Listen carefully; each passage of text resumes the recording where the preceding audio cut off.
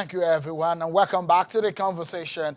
It's a special edition of Sunday Politics, looking at the first 100 days of President Muhammadu Buhari in the second term. Mr. Bismarck Iwani, CEO of Financial Derivatives and an economist, and from our Abuja studio is the national chairman of the ADP, and Mr. Kasim Afegbua is the spokesperson of the PDP Presidential Campaign Organization, the panel on the program tonight. Mr. Bismarck earlier on has broken some economic indices down for us to get a sense of what has been done by President Buhari and his team within the first 100 days. How much can you do in 100 days? Well, a lot of people say, look, sometimes you get started, and the way you start can also determine how you will go in the long run. So we're looking at those decisions, the policy that have been made from the opposition point of view, from the economist point of view, and also from the government point of view.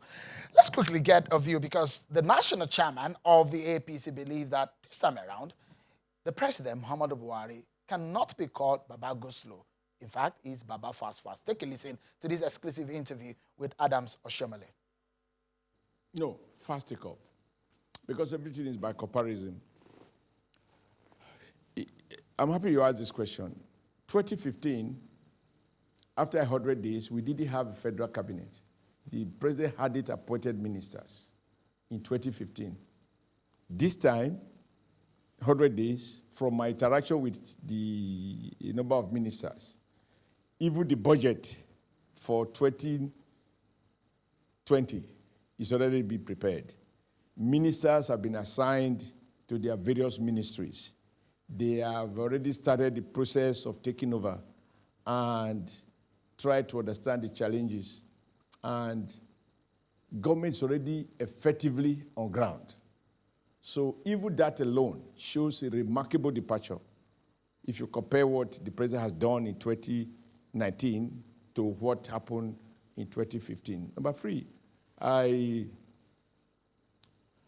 even the current issues in South Africa, the prompt manner in which the president reacted and the bold steps that have been taken to send a clear message to South Africa that we are not about to accept Nigerians be humiliated and their business is looted, etc., etc. And the bold step initiative that he has taken, I think for me is refreshing. You will also agree that the president has been engaging various groups. Just before yesterday, he was talking to, I believe he was talking to the Society of Engineers, several professional groups, reminding all of us that we do have our role to play in the Nigeria project. I think that the president has been very much engaging, and as a party, we have every access to the president. We see him anytime we want to see him and share with you whatever we want to do. I also think, Shehu, that you notice at this time the president organized a retreat for ministers immediately they were appointed so that the first have a feel of who is who. And that retreat was not about entertainment. It was to discuss Project Nigeria, policy choices, do cost-benefit analysis of all the options open to us, and of course reminded the ministers about the fact that there is so much huge expectation out there at a time of dwindling resources. Now, government challenge this time is, where do we cut costs so that we can find the resources we need to invest, or rather to sustain investment in infrastructure? I think there's no question that in 100 days, President Buhari can beat his chest and said, I've started well and started fast. You can't call him Baba Go Slow now. No, this time is Baba Fast. All right. So what do you call him as a Nigerian, wherever you may be watching, from Kafanchan to Ilorin, to Mina, to some parts of the southern part of, you might be in Oshomole, and wherever you may be tonight and you're watching, we're assessing how Nigeria can move forward under the Buhari-led administration. Let's get to our Abuja studio. Mr. Bismarck, thank you so much for coming on tonight. Mr. Yabagi Sani is there, and Mr. Kasim Afegbua.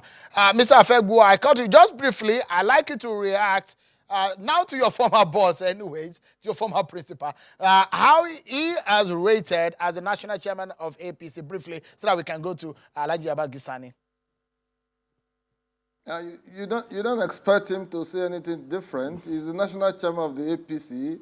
They have caused this mess that we are handling today. He needed to sound very optimistic. He needed to sound reassuring. But he knows that this government is a government that is running in circles. You know, the emotion without movement, detained by blame game, detained by incompetence, detained by incapacity to deliver the essentials. If we're listening to an economist giving us the breakdown that you read out, I'm afraid for the future of this country. I'm not seeing any hope in the horizon, whether you like it or not, except you want to play politics with everything. But for God's sake, Nigerians know that unemployment is getting worse. Loans are being taken every now and then, and you don't see what they spend the money for.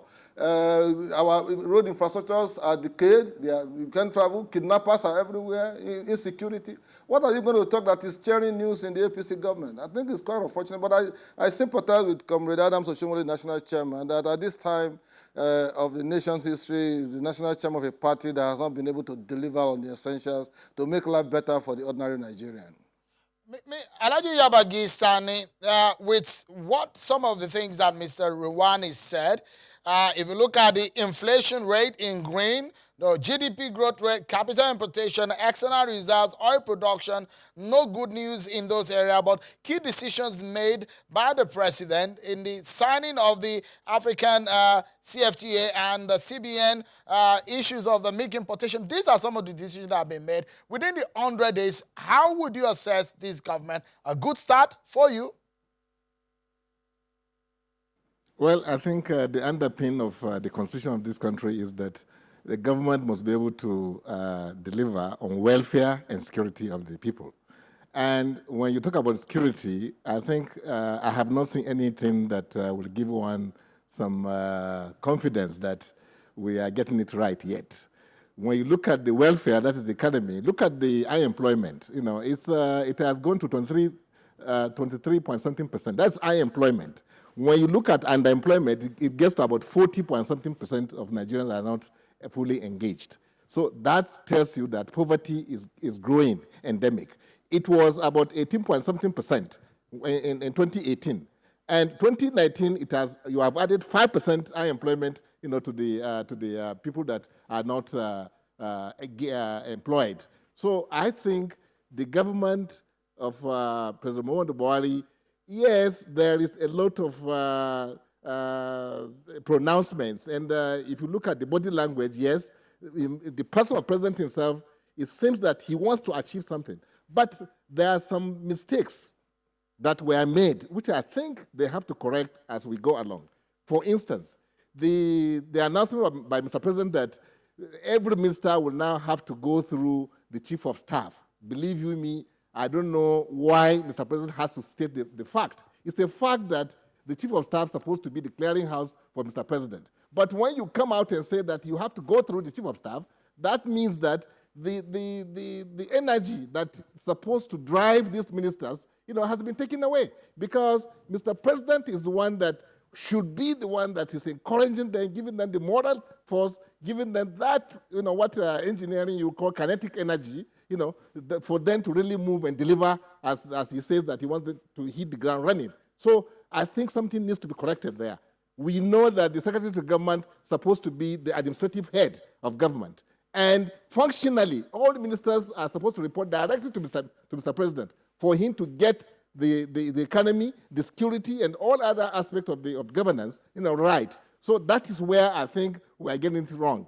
So again, coming to the analysis given by the economists there, I think, yes, you know, it's a mixed bag in the sense that you have African Free Trade Continental Agreement signed, which should open up our economy, because this economy has a lot of fundamentals, which are very strong, you know, in terms of investments, how to attract investment to this economy, and then enlarging the market for the production capacity of our economy, and also growing, you know, the economy itself by ensuring that our GDP, which can be $900 billion today, if we have the right people at the right place, you know, to do the right things, because we have what it takes. We have the oil, we have the good weather, we have the land, we have population. So these are things that Mr. President, you know, should be concerned about and see how we drive the process, not to sort of take away the wind from the sail of the ministers. So I think that needs some corrections. And like I've said, security is also an issue.